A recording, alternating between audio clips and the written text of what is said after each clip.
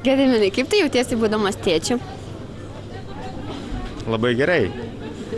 Taip, todėl kad man daug džiaugsmo teikia šeima ir žmona ir vaikas. Ar įsivaizduoji dabar savo gyvenimą be mūsų Ervino? Aš nemanau, todėl kad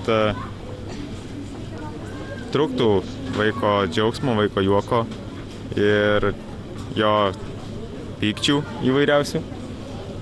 Gintarė, ar tu laiminga esi su manim?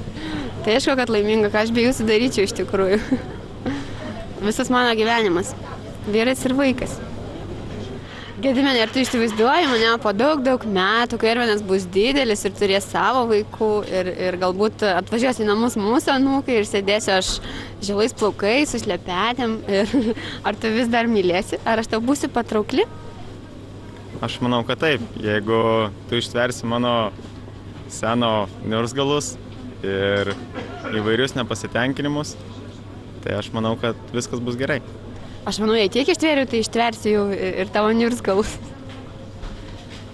Ervinuk, nori sesės ar brolio?